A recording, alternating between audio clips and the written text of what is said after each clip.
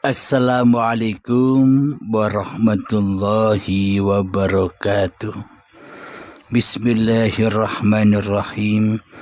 Ashhadu an la ilaha illallah wa ashhadu anna Muhammadar Rasulullah. Allahumma salli ala sayyidina Muhammad wa ala ali sayyidina Muhammad. Rabbi shrah li sadri wa yassir li amri wahlul 'uqdatam min lisani yafqahu qawli. Amin. Bismillahirrahmanirrahim. Salam santunku buat para sahabatku tercinta baik di luar dan di dalam negeri. Semoga kita semua selalu di dalam pertolongan Allah Subhanahu wa ta'ala. Amin ya rabbal alamin. Di episode yang ketiga ini kita melanjutkan di dalam surat Al-Ahzab ayat ke-21. Bismillahirrahmanirrahim.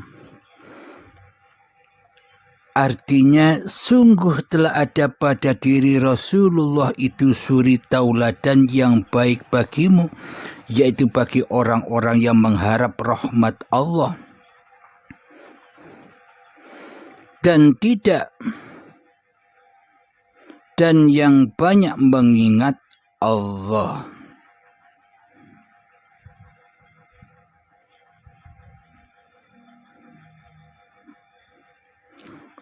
Saya ulang lagi. Sungguh telah ada pada diri Rasulullah itu suri tauladan yang baik bagimu, yaitu bagi orang yang mengharap rahmat Allah dan kedatangan hari kiamat dan yang banyak mengingat Allah. Nah, kali ini kita mengkaji kenapa hari kiamat dan yang banyak mengingat Allah. Jadi bagi orang yang sudah kedatangan kiamat di hatinya lah, maka orang itulah yang bisa mengingat Allah. Seperti Rasulullah Sallallahu Alaihi Wasallam. Bila manusia belum kedatangan kiamat di hatinya, kiamat kubro di hatinya, maka ia takkan bisa mengingat Allah. Bagaimana mungkin manusia bisa mengingat Allah sementara yang jadi Tuhan di hatinya adalah hawa nafsunya sendiri? Yang merasa bisa ingat Allah hanya sekedar nama Allah saja. Jadi yang dimaksud kiamat kubro itu apa?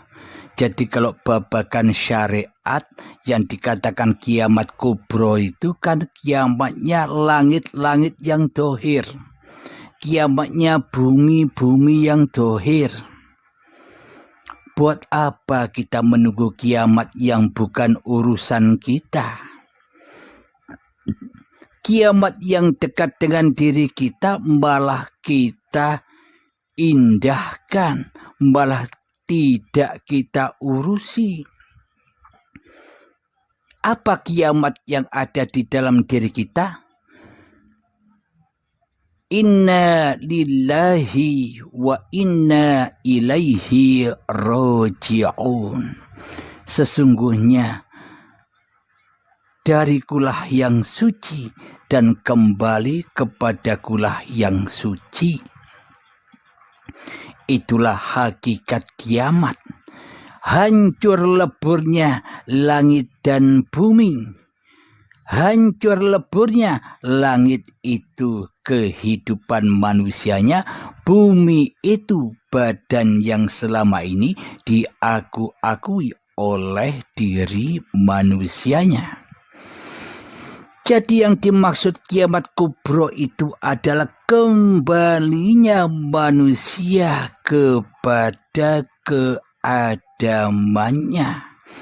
kembalinya manusia kepada ketiadaannya. Dulu tidak ada, kembali kepada ketiadaan. Inna lillahi wa inna ilaihi roji'un. Itulah makna dari kiamat itu.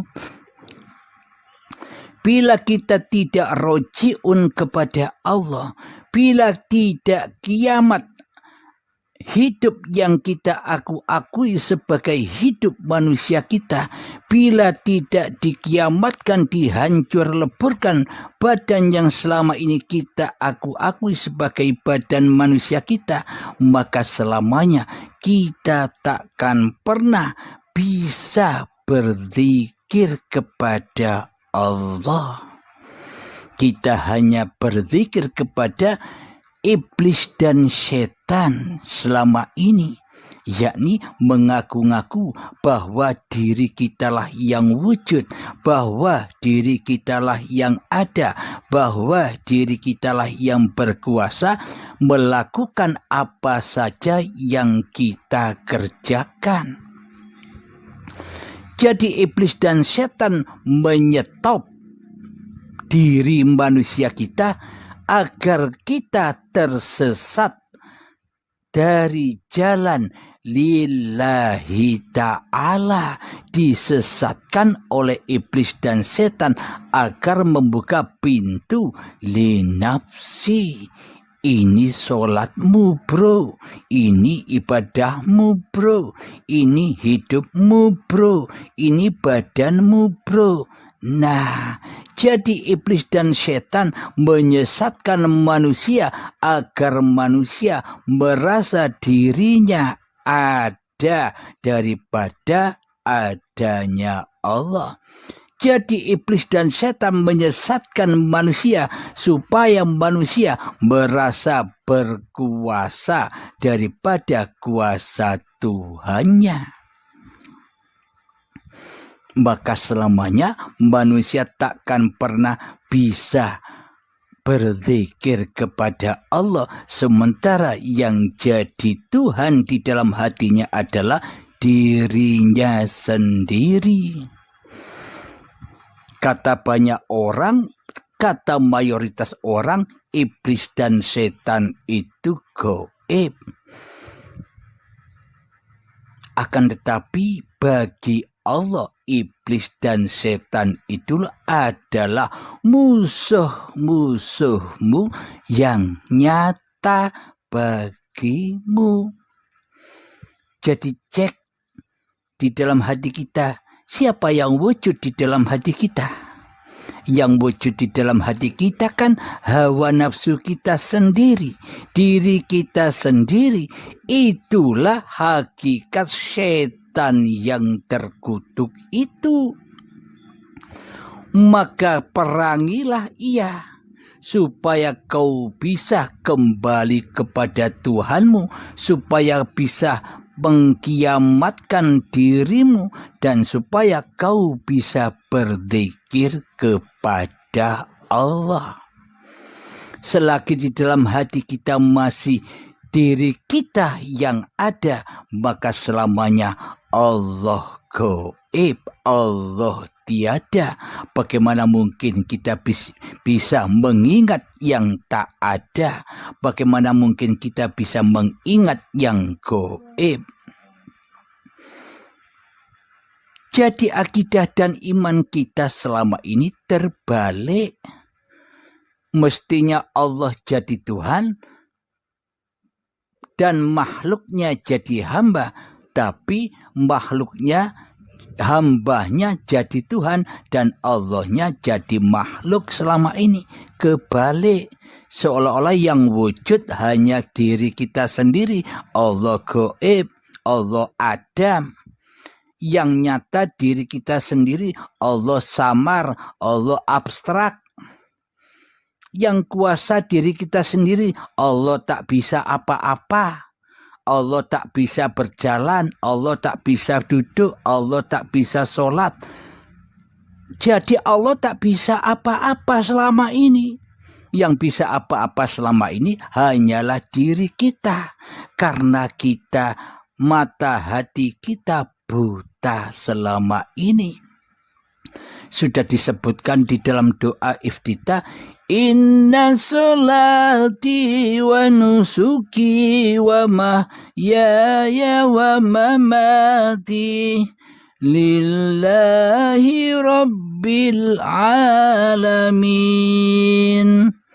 Sesungguhnya solat-solatku, sesungguhnya ibadah-ibadahku, dan sesungguhnya hidup dan matiku adalah milik Tuhan pencipta semesta alam. Nah, berarti yang bisa apa-apa, berarti yang bisa bersiapa-siapa itu siapa? Makhluknya kah atau Sang Khalik? Nah, nyatalah, bila di dalam hati kita masih jadi Tuhan, maka hati kita tidak akan rela dan ridho. Hati kita tidak akan percaya bila Allah itu bisa apa-apa dan bisa bersiapa-siapa, bisa jadi siapa saja. Karena di dalam hati kita menjadi umatnya iblis dan setan, seolah-olah yang bisa apa-apa, yang bisa berposisi sebagai siapa-siapa, makhluknya, ciptaannya. Bagaimana mungkin ciptaan bisa menjadi Sang Khalik bila tidak berumatkan kepada iblis dan setan? Nah, alhamdulillahirabbil alamin. Nyata bukan? Selama ini kesalahan-kesalahan yang kita lakukan selama ini di dalam bertuhan, apakah sudah bisa kita sadari? Maka dari itu, bila kita sudah menyadari, bersungguh-sungguhlah berjihad di jalan Allah. Bersungguh-sungguhlah berperang melawan iblis dan setan di dalam hatimu. Usirlah iblis dan setan yang selama ini menjadi yang kita ikuti. Usirlah iblis dan setan yang selama ini selalu menyesatkan hati kita, yang selalu mengutus kita selalu mensekutukan Allah di hati kita. Maknanya berperang dengan iblis dan setan adalah adamkanlah dirimu di hatimu. Sujud dengan paksalah dirimu di hatimu. Jika kau sudah bersujud, jika kau sudah kembali ke asal usulmu, apa yang kau sujudi, yakni tanah yang tak bisa apa-apa, yang tak bisa menyebut bahwa dirinya adalah manusia, maka setelah kita Adam kembali ke asal usulnya, maka nyatalah Allah. Jadi bukan manusia jadi Allah, salah besar. Kebanyakan mayoritas manusia memandang orang-orang tasawuf, memandang orang-orang sufi, memandang orang-orang yang meniti pelajaran tauhid, memandang orang-orang yang duduk di dalam hakikat dan makrifat, dikatakan orang-orang yang sesat, seolah-olah mereka, kata mayoritas manusia, orang yang sesat yang ngaku-ngaku jadi Allah. Itu bagi orang-orang selama ini penilaian banyak orang kepada orang yang ahli tauhid selama ini seperti itu. Apakah kita tidak menyadari? Coba tengok hati kita selama ini. Jangan pandang orang-orang yang berjalan di dalam jalan Allah dengan hal yang demikian. jangan kau anggap sesat. Lihatlah hati kita sendiri. Selama ini siapa yang jadi Allah? Hawa nafsu kita sendiri, bukan? Nah, yang ngaku-ngaku jadi Allah tapi tidak sadar selama ini kan diri kita. Diri kita yang belum beriman kepada Allah selama ini.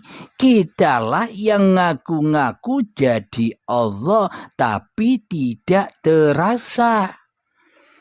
Kita ngaku-ngaku bisa sholat, kita ngaku-ngaku bisa ibadah, kita ngaku-ngaku bisa melakukan seluruh aktivitas-aktivitas kita. Nah, itulah kita selama ini tidak terasa telah menjadi Allah karena kita tinggal di dalam lembah linafsi, lembah jahanam, berkumpul dengan iblis dan syaitan. Sementara mereka orang-orang yang ahli tauhid, sementara mereka yang berjuang di jalan Allah, ketika manusia sudah kembali kepada keadamannya, ketika manusia sudah kembali ke asal-usulnya, ketiadaan, kegoiban, bagaimana mungkin manusia mengaku menjadi Allah, sementara dirinya saja sudah tidak ada. Yang ada hanya Allah. Jadi bagi orang-orang yang sudah benar apa yang dipelajarinya, sudah benar ilmu yang diterapkannya, maka dirinya bukan manusianya yang bermakrifat, tapi Allahnya lah yang bermakrifat. Manusianya tak ada, manusianya kembali ke Adam. Memang bagi orang-orang yang belum bertuhan, memang bagi orang-orang yang masih duduk manis di syariat, memandang orang yang berjalan di jalan Allah seolah-olah masih ada orangnya. Ketika sahabat Nabi Muhammad SAW memandang Nabi Muhammad, dohirnya masih ada bagi orang-orang yang memandangnya, karena orang-orang yang memandangnya masih menjadi Tuhan di hatinya. Namun bagi Kanjeng Nabi Muhammad SAW, Muhammadnya sudah kembali ke Adam, tidak ada, tidak wujud, tidak kuasa. Yang kuasa, yang wujud hanyalah Allah. Buktinya Muhammad bukan kamu yang melempar, bukan kamu yang memanah, akulah pelakunya. Nah, itulah buktinya. Jadi bila imannya sudah seperti itu, maka nyatalah bendera tauhid, la ilaha illallah. Maka nyatalah la haula wa la quwwata illa billah. Maka nyatalah la mawjudan illallah. Alhamdulillahi rabbil alamin. Tergantung hati kita semua selama ini. Kita tetap jadi umatnya iblis dan setan, ataukah kita hijrah menjadi umatnya Rasulullah Sallallahu Alaihi Wasallam. Jadi bukan Rasul yang sudah wafat 14 abad yang lalu yang dicontoh, yang dituju, yakni yang dituju adalah masing-masing diri manusia inilah Muhammad Rasulullah, yakni manusianya diutus oleh Allah, selalu diutus oleh Allah, selalu dipergerakkan oleh Allah, selalu dihidupi oleh Allah, bukan menjadi utusan iblis dan setan. Itu maksudnya Rasulullah kembali kepada Allah. Bila sudah menjadi Rasulullah seperti yang dicontohkan Kanjeng Nabi Muhammad sallallahu alaihi wasallam secara hati, maka manusia sudah menjadi umatnya Rasulullah. Jadi bersama menjadi utusan-utusan Allah, karena seluruh manusia itu adalah Rasulullah sejatinya. Tapi mayoritas kebanyakan manusia tidak mau diutus oleh Allah. Manusia mayoritas rela dan ridho hanya diutus oleh iblis dan setan serta hawa nafsunya sendiri di hatinya. Alhamdulillahirabbil alamin. Semoga kita yang mendengarkan pengajian ini, semoga saya dan kita semua menjadi umatnya Rasulullah sallallahu alaihi wasallam dan menetapkan dalam hati dan mengaplikasikan dalam hati seperti yang dicontohkan oleh baginda kita Nabi besar Muhammad sallallahu alaihi wasallam. Alhamdulillahirabbil alamin. Rabbana atina fid dunya hasanah wa fil akhirati hasanah wa qina adzabannar. Wa sallallahu ala sayyidina Muhammad wa ala alihi wa sahbihi wasallam. Walhamdulillahirabbil alamin. Akhir kalam, assalamualaikum warahmatullahi wabarakatuh.